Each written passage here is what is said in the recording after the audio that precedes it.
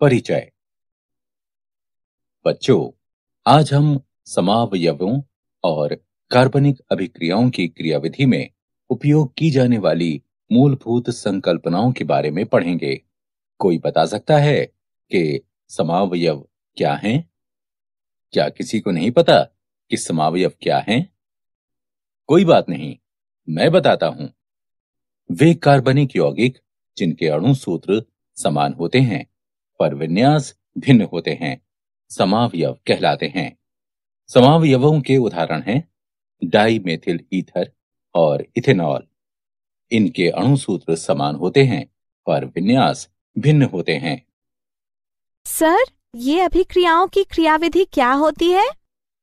अभिक्रिया की क्रियाविधि विभिन्न चरणों का एक अनुक्रम है जिसके दौरान कार्बनिक अभिक्रिया होती है। इस अध्याय में हम समावयव और कार्बनिक अभिक्रियाओं की क्रियाविधि में उपयोग की जाने वाली मूलभूत संकल्पनाओं के बारे में पढ़ेंगे। उद्देश्य।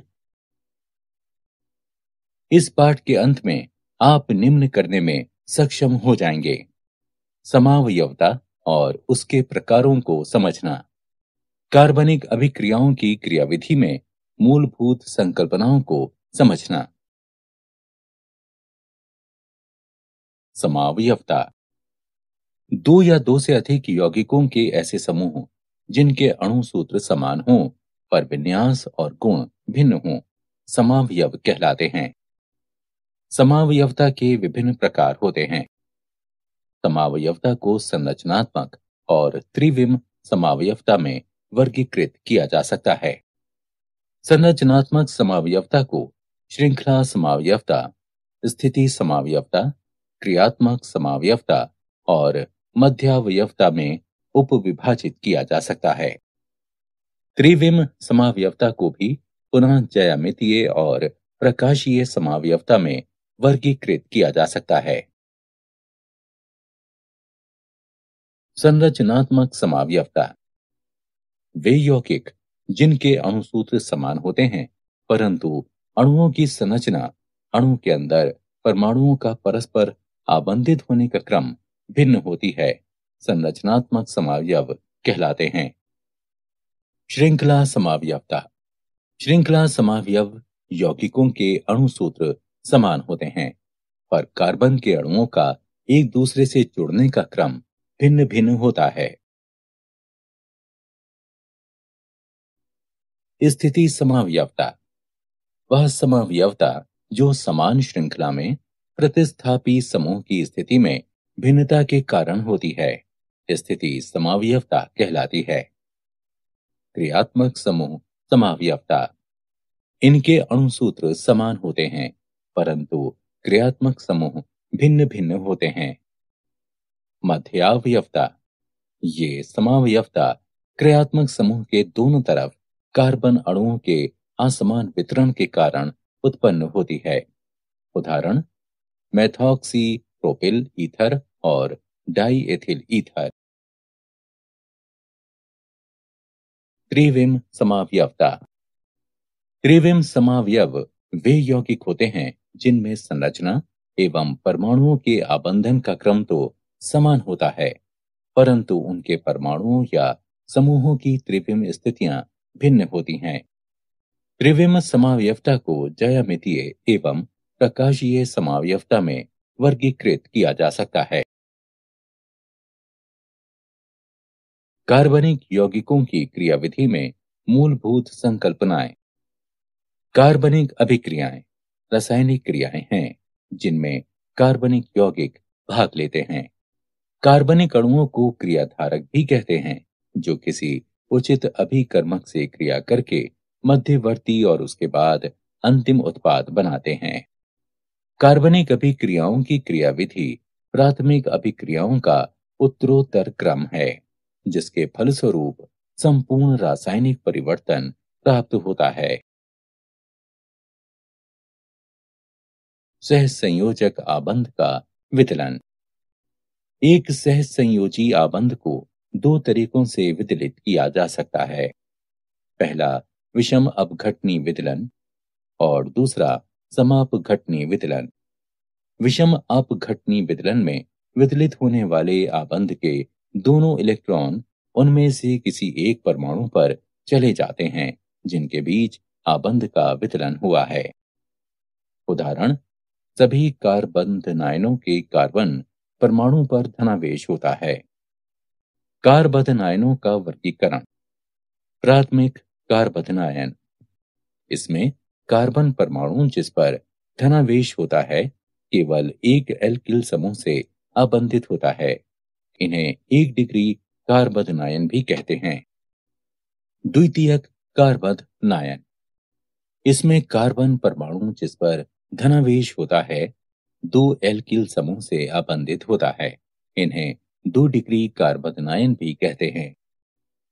तृतीयक कार्बन्धनायन, इसमें कार्बन परमाणु जिस पर धनावेश होता है 3 एल्किल समूह से आबंधित होता है। इन्हें 3 डिग्री कार्बन्धनायन भी कहते हैं। कार्बन्धनायनों के स्थायित्व का क्रम है। एक कार्ब ऋणायन ऋणात्मक आवेश वाला अणु होता है जिसमें ऋणावेश वाला एक कार्बन होता है। सरलतम कार्ब ऋणायन मैथाइट है जिसे मीथेन से एक प्रोटॉन की हानि द्वारा व्युत्पन्न किया जा सकता है।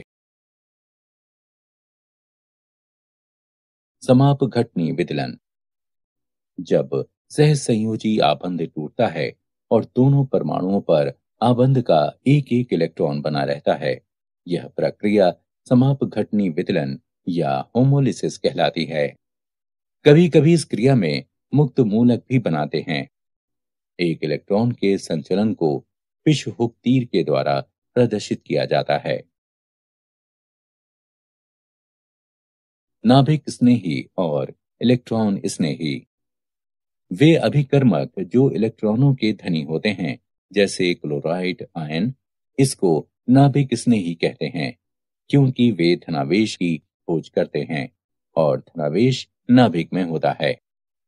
नाभिक स्नेही अभिक्रिया को किसी एक परमाणु की दूसरे परमाणु को इलेक्ट्रॉन प्रदान करने की प्रवृत्ति के रूप में भी परिभाषित किया जा सकता है।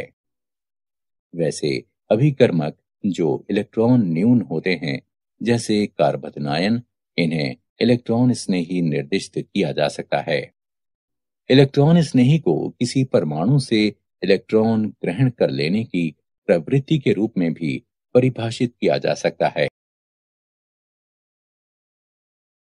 कार्बनिक अभिक्रियाओं में इलेक्ट्रॉन संचलन, इलेक्ट्रॉनों के संचलन को मुड़े हुए तीरों के द्वारा दर्शाया जाता है। तीर की पूंछ उस स्थान को दर्शाती है जहां से इलेक्ट्रॉन युग्म स्थानांतरित होता है और तीर का शीर्ष उस स्थान को दर्शाता है जिस पर इलेक्ट्रॉन युग्म को ले जाया जाता है। एक इलेक्ट्रॉन के संचलन को अर्धशीर्ष तीर के द्वारा दर्शाया जाता है। सहसंयोजी आबंधों में इलेक्ट्रॉन विस्थापन के प्रभाव। एक आक्रमणकारी अभिकर्मक धनावेशित या ऋणावेशित हो सकता है।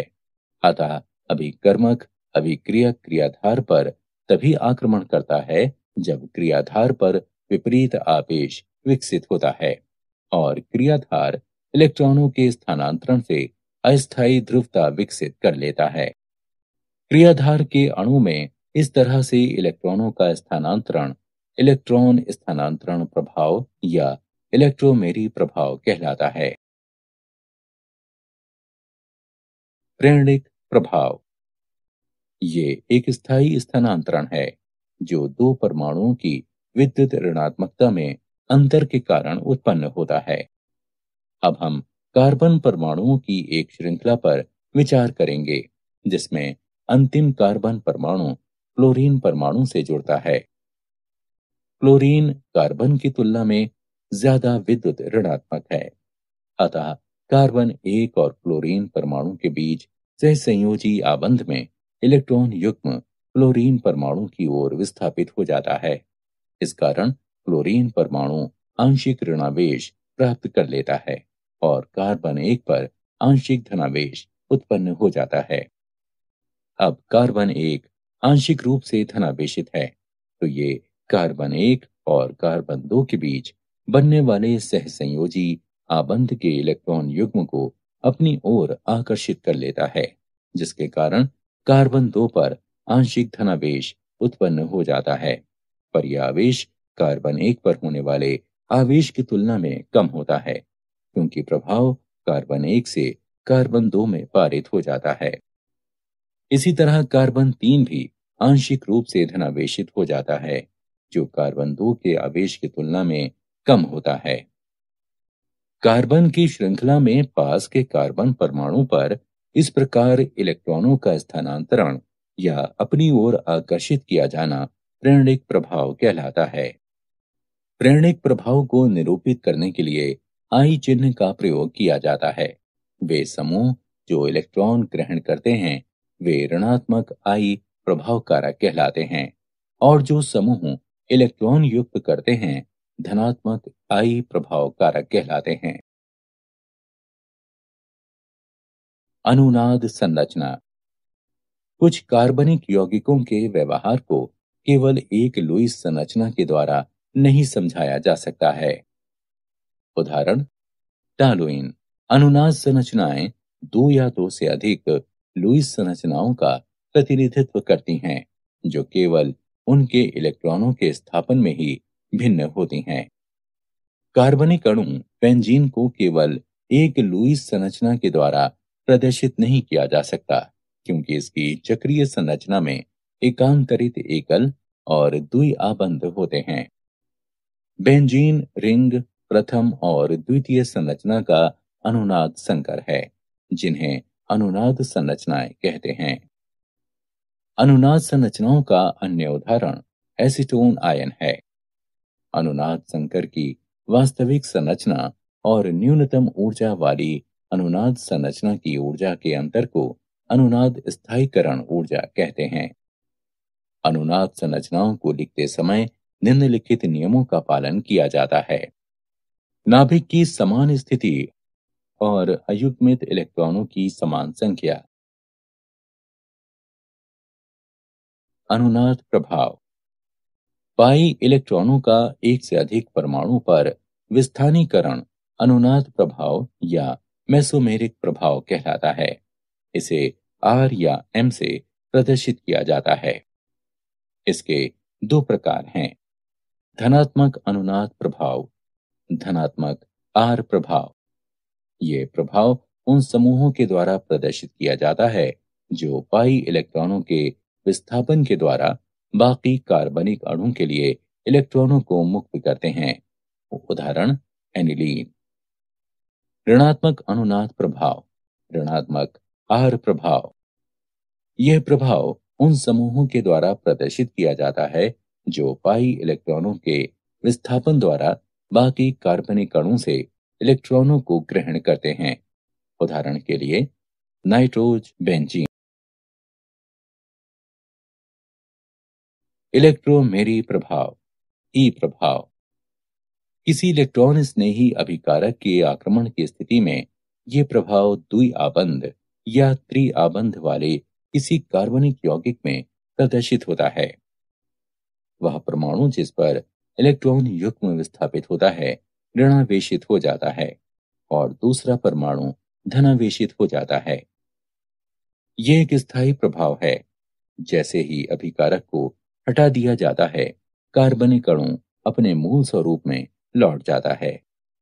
वह प्रभाव जो बहुआबंध वाले अभिकर्मक अणु में इलेक्ट्रॉन स्नेही अभिकारक के प्रभाव में एक इलेक्ट्रॉन युग्म को एक परमाणु से दूसरे परमाणु पर विस्थापित करके अस्थायी ध्रुवता उत्पन्न करता है, इलेक्ट्रोमेरिक प्रभाव कहलाता है। इलेक्ट्रोमेरिक प्रभाव के प्रकार। इलेक्ट्रोमेरिक प्रभाव के दो प्रकार हैं, धनात्मक इलेक्ट्रोमेरिक प्रभाव, धनात्मक ई प्रभाव। द्वि और त्रि आबंध के पाई इलेक्ट्रॉनों का स्थानांतरण उस परमाणु पर होता है जिससे आक्रमणकारी अभिकर्मक आबंधित होता है, तब ये प्रभाव धनात्मक ई प्रभाव कहलाता है। उदाहरण के लिए एसिड का एल्केनों के साथ युग्मन। ऋणात्मक इलेक्ट्रोमेरिक प्रभाव, ऋणात्मक ई प्रभाव। द्वि और त्रि आबंध के पाई इलेक्ट्रॉनों का स्थानांतरण उस परमाणु पर होता है जिससे आक्रमणकारी अभिकर्मक आबंधित नहीं होता है। तब ये प्रभाव ऋणात्मक ई प्रभाव कहलाता है। उदाहरण, साइनाइड आयन का कार्बोनिल समूह के साथ युग्म। अति संयुग्मन। सिग्मा पाई या सिग्मा पी अति व्यापन के द्वारा सिग्मा इलेक्ट्रॉनों का विस्थानीकरण अति संयुग्मन कहलाता है। ये सिग्मा आबंध पाई आबंध के साथ संयुग्मन में या सिग्मा आबंध पी कक्षक के साथ संयुग्मन में इलेक्ट्रॉनों के विस्थानीकरण में भाग लेते हैं और तब निकाय को स्थायित्व प्राप्त होता है। उदाहरण, प्रोपेन में CH3 समूह के 3 CH सिग्मा आबंध होते हैं जो कि पाई आबंध के साथ संयुग्मित रहते हैं। सिग्मा इलेक्ट्रॉन समीपवर्ती कार्बन कार्बन आबंध पर स्थानांतरित हो जाते हैं और पाई इलेक्ट्रॉन अंतिम CH2 कार्बन पर स्थानांतरित हो जाते हैं। प्रोपीन के 3 संरचनात्मक ढांचे संभावित हैं क्योंकि इसमें 3 CH सिग्मा आबंध होते हैं। विस्थानीकरण में सिग्मा इलेक्ट्रॉनों की भागीदारी के कारण कार्बन और हाइड्रोजन के बीच आबंध संरचनात्मक ढांचे में मौजूद नहीं होते, जिसके कारण अति संयुग्मन को आबंध रहित अनुनाद भी कहा जाता है। क्या आप जानते हैं, हाइड्रोजन अणु में सिग्मा आबंध 2,1s कक्षकों के अतिव्यापन से बनता है। मोसेस गोमबर्ग रसायन शास्त्र के संस्थापक हैं। सारांश। आइए हमने जो कुछ सीखा है उसे संक्षेप में दोहराएं। वे यौगिक जिनके अणुसूत्र समान होते हैं, इन पर विन्यास भिन्न होते हैं, समावयव कहलाते हैं। समावयवता के प्रकार हैं संरचनात्मक समावयवता और त्रिविम समावयवता। किसी अभिक्रिया की क्रियाविधि सामान्य अभिक्रियाओं का उत्तरोत्तर क्रम है जिसके परिणाम स्वरूप संपूर्ण रासायनिक परिवर्तन प्राप्त होता है। एक सहसंयोजी आबंध को विषम अपघटनी विदलन और समापघटनी विदलन के द्वारा तोड़ा जा सकता है। विषम अपघटनी विदलन में आबंध के दोनों इलेक्ट्रॉन दो परमाणुओं में से किसी एक पर चले जाते हैं जिनके बीच आबंध का वितलन हुआ है। जब सहसंयोजी आबंध इस तरह टूटता है कि हर परमाणु पर आबंध का एक इलेक्ट्रॉन रह जाता है तो यह प्रक्रिया समापघटनी विदलन कहलाती है। नाभिक स्नेही अभिक्रिया को किसी एक परमाणु की दूसरे परमाणु को इलेक्ट्रॉन प्रदान करने की प्रवृत्ति के रूप में परिभाषित किया जा सकता है। इलेक्ट्रॉन स्नेही अभिक्रिया को किसी एक परमाणु की दूसरे परमाणु से इलेक्ट्रॉन ग्रहण करने की प्रवृत्ति के रूप में परिभाषित किया जा सकता है। दो परमाणुओं की विद्युत ऋणात्मकता में भिन्नता के कारण इलेक्ट्रॉनों का स्थायी स्थानांतरण प्रेरणिक प्रभाव कहलाता है। पाई इलेक्ट्रॉनों का एक से अधिक परमाणुओं पर विस्थापन अनुनाद या मेसोमेरिक प्रभाव कहलाता है। बहुआबंध वाले किसी कार्बनिक अणु में इलेक्ट्रॉन युग्म के विस्थापन के कारण उत्पन्न हुई अस्थायी ध्रुवता इलेक्ट्रोमेरी प्रभाव कहलाती है। सिग्मा पाई या सिग्मा पी अतिव्यापन के द्वारा सिग्मा इलेक्ट्रॉनों का विस्थानीकरण अति संयुग्मन कहलाता है।